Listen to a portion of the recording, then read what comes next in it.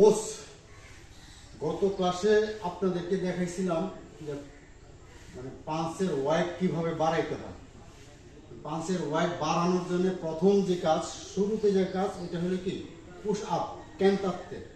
এখন ক্যানতাত্তেটাকে আপনাদের কি বাড়াইতে হবে। এখন ক্যানতাত্তে আপনারা কিভাবে বাড়াবেন এবং ক্যানতাত্তেটা কিভাবে দিবেন, এটা আজকে আপনাদেরকে দেখাবো। হ্যাঁ, সবাই দেখো, এই সেইকের উপর, হ্যাঁ কাছে আসো, সেইকের উপর এখান থেকে আপনার যে কোনো আছে, কোনো লেভেল এখান থেকে এই পর্যন্ত বডিটা নামাবেন। নিচ নেমে দেওয়া, নেই এই সান উঠলেন। এখন বিষয়টা হলো ক্যানতাত্তে বাড়াবেন কিভাবে। প্রতিদিন যদি আমরা 30টা করে ক্যানতাত্তে দিই তাহলে তো ক্যানতাত্তে বাড়বে না। ক্যানতাত্তে বাড়ানোর দুইটা ওয়ে, দুইটা সিস্টেম। একটা হলো আপনি যতগুলো ক্যানতাত্তে দিতে পারেন, মনে করেন এভাবে ক্যানতাত্তে দিতেছেন, ইচ নি সাম সি, এভাবে দেওয়ার 30টা দিলেন।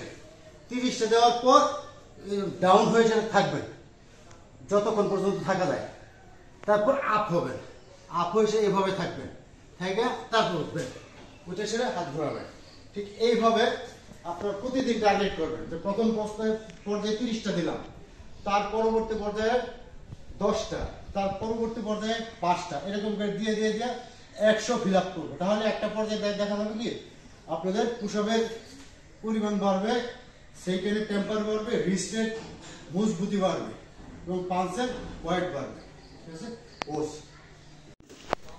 Zwei, Hitch, Ne, Zum, Schö, Go, Rück, Shit, Down, Down, Down, Down, Down, Down.